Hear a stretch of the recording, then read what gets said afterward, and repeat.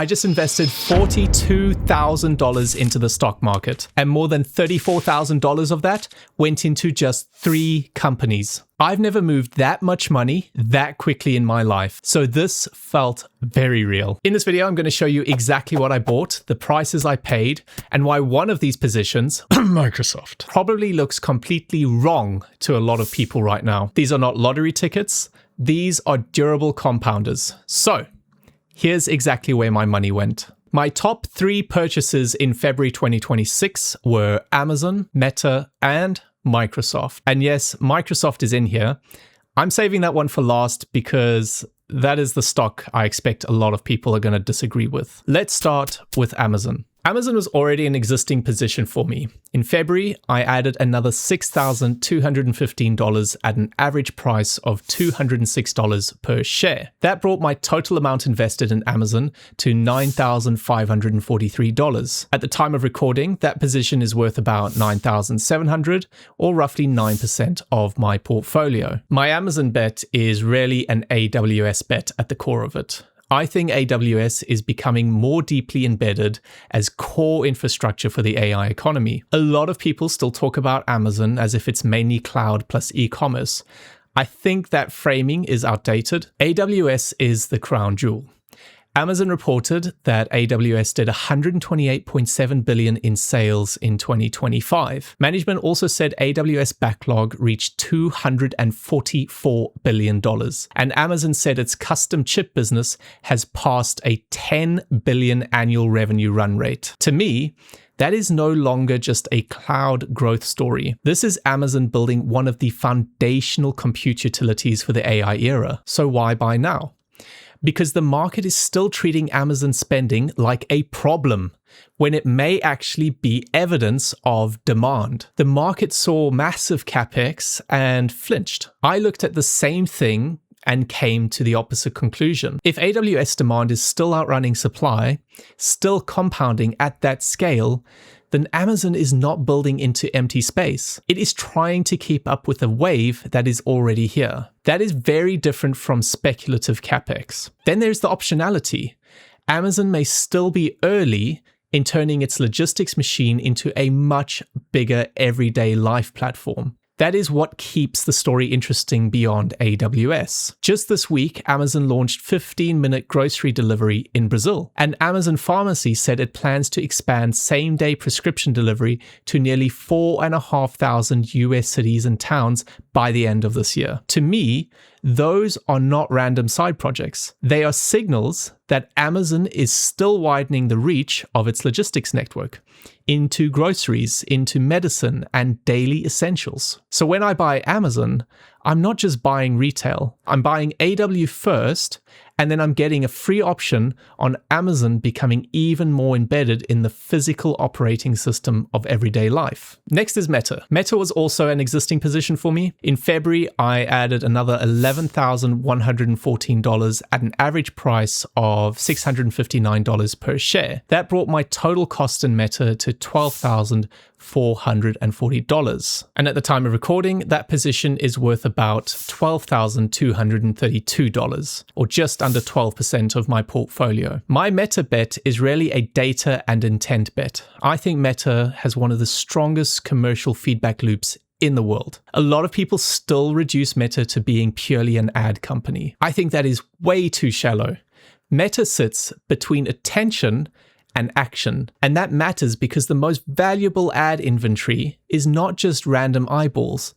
It is people signaling intent in real time. Meta's scale is still ridiculous. Family daily active people averaged 3.58 billion in December of 2025. In Q4 2025, ad impressions rose 18% year over year. And Meta said the annual revenue run rate flowing through its end-to-end automated ad solutions had reached a staggering $60 billion. That tells me the machine is getting smarter, not weaker. So why now? because I still do not think that the market fully appreciates how much stronger Meta's monetization engine has actually become with AI. A lot of investors still look at Meta through an old lens. Social media is mature, ad growth is cyclical, Reality Labs burns a lot of cash. But the thing that matters most right now is that Meta is using AI to make its ad stack more effective.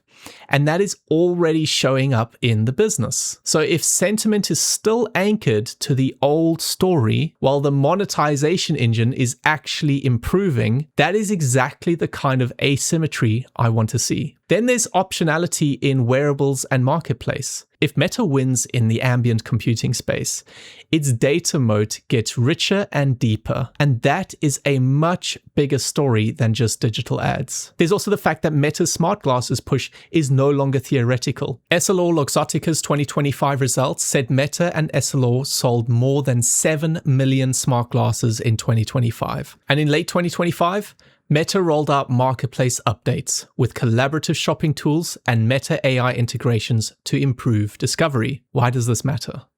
Because Meta is moving closer to the interface layer itself. Glasses, assistant, ambient AI, shopping discovery, and that pushes it closer to first-party intent. Real-world human behavior. So when I buy Meta, I'm buying the core ad engine that exists today, fine, but I'm also buying a very real option on Meta becoming the interface layer between human behavior and AI. And last but not least, there's Microsoft. This was a completely new position for me. I bought $12,040 at an average price of $402 per share. At the time of recording, the position is worth about $12,335 or around 12% of my portfolio. So why did I buy Microsoft in the middle of one of its most hated periods in recent memory? Because I think the market focused on the wrong thing. I bought Microsoft after the sell-off. The bear case is pretty simple.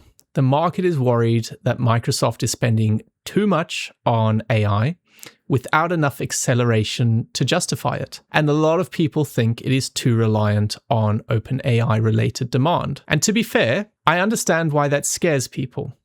When a company is pouring tens of billions into infrastructure, investors want to see proof. They want revenue acceleration right now, and they want to see the operating leverage now. And when that doesn't happen fast enough, the stock's going to get hit. But this is where I see it differently. I think the market is treating Microsoft's AI spend like it's speculative, when it looks much more like strategic positioning. That is the key difference. Microsoft is not some smaller company trying to force itself into the AI conversation. It already owns the environment where work happens. So when Microsoft spends aggressively on AI, it is not building from zero. It is deepening its position inside an ecosystem that already exists.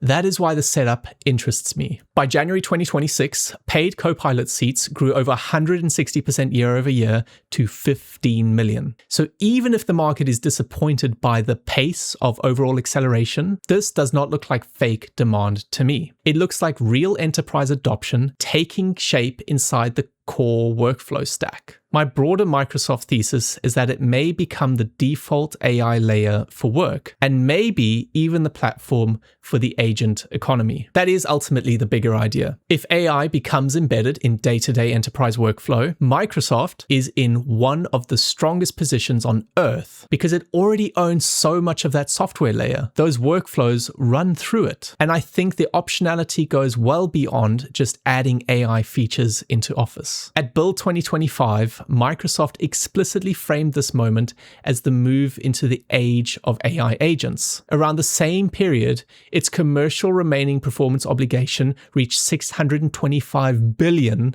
in FY26 Q2. To me, that says Microsoft is not just selling software licenses. It is trying to become the orchestration layer where enterprise AI is built. It's deployed, where it's governed, where it's scaled. So when I buy Microsoft, I'm buying a business that the market got nervous about because of AI spending. But my interpretation is different. I think that spending is part of what helps secure Microsoft's place in the next generation of enterprise software. So ultimately, this is how I see it. Amazon is my infrastructure bet, Meta is my intent bet, Microsoft is my workflow bet. And the reason I like all three right now is that I think the market has narrowed the story too much. Amazon, too much spending. Meta, still just ads. Microsoft, not enough acceleration. Maybe, but I think that misses the bigger picture. These companies are trying to own part of the rails of the next economy. And that is what I'm interested in owning. And at the end of the day, that is exactly what this is. Me showing you what I'm doing with my money. This is not financial advice. Do your own research. So which one of these three do you disagree with most? Amazon, Meta, or Microsoft? And why? Let me know in the comments. If you enjoy seeing real portfolio moves like this, then subscribe. Thank you for watching, and I'll see you in the next one.